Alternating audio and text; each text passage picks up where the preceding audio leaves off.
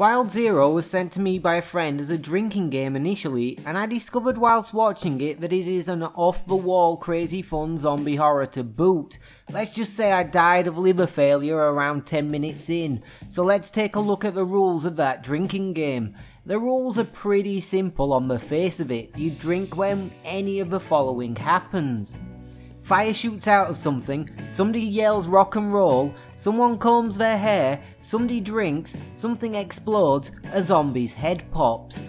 Yeah, prepare to get very, very drunk. But before we do, let's start at the very beginning and take a look back at Wild Zero. I would just like to interject here and do a public safety announcement. Please do not under any circumstances attempt to complete the drinking game. You will die. Which is a Japanese 1999 horror comedy film directed by Tetsuro Takeuchi. It was shot in Thailand with the Thai military and their families providing most of the zombie extras. Takeuchi was at the time better known for his music video direction than as a film director, which probably explains a lot about the off-the-wall nature of this picture. I think Ian Berryman summed up this film perfectly when he wrote in his review in SFX magazine, "The sort of film that makes you want to down a bottle of vodka, throw your TV out of a window, set your house on fire, and pogo naked on the roof screaming, 'Rock and roll!'" I had seen this before many years ago, but due to having played the drinking game whilst doing so, I have to admit I had largely forgotten just how batshit insane this movie is. Firstly, the plot. Just look at the poster. If there was ever a more accurate pictorial depiction of a movie's plot, I have yet to see it.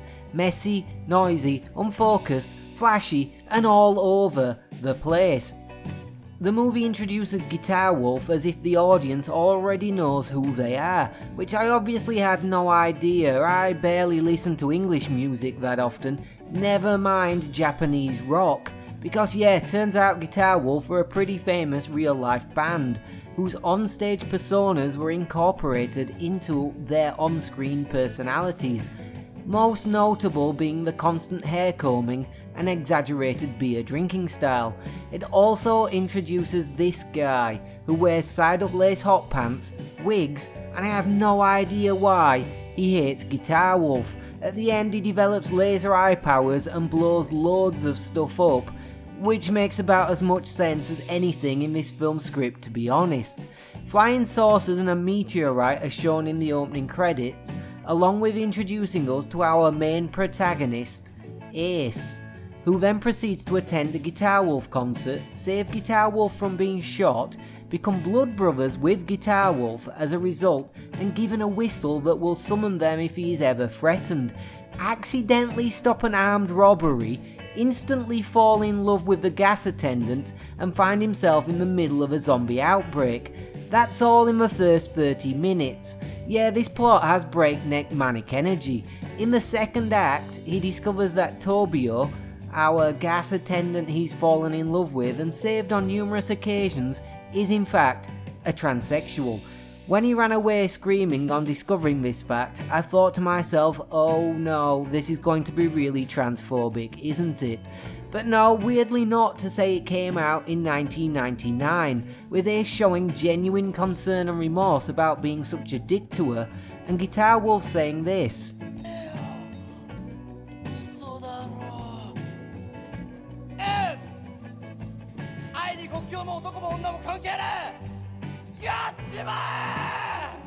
At which point Ace goes back and saves his love. A surprisingly heartfelt and well handled love story.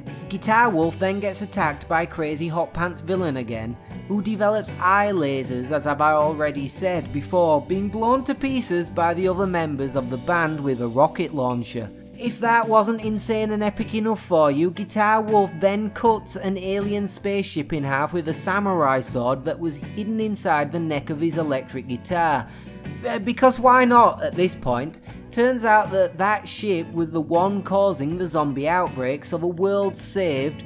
Ace stays with Tobio and Guitar Wolf rides off into the sunset to play more gigs.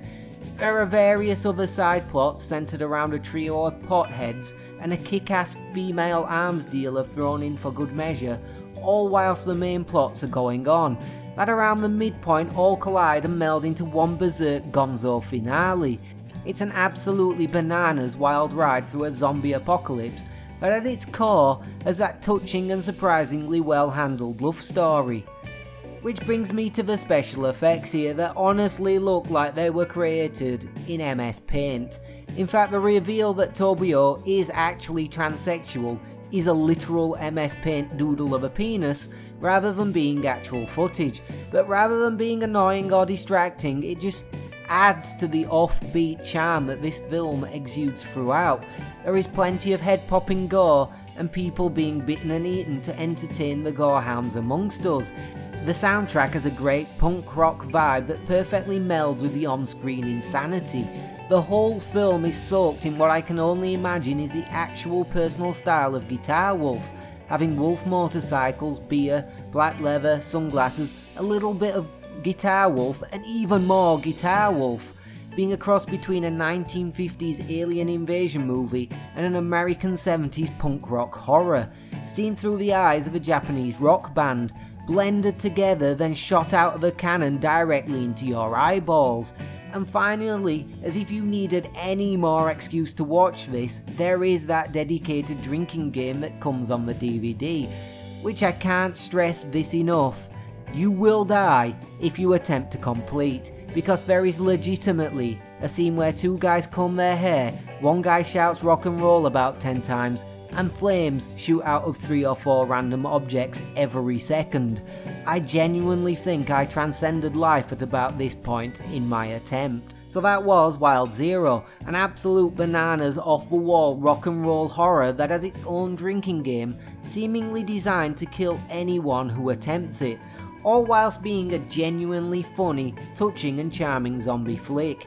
If you like punk rock infused madness, this is absolutely for you. Like, comment, share and subscribe and all that jazz, because next week will be Streets of Fire, which is a neo-noir rock and roll musical fable.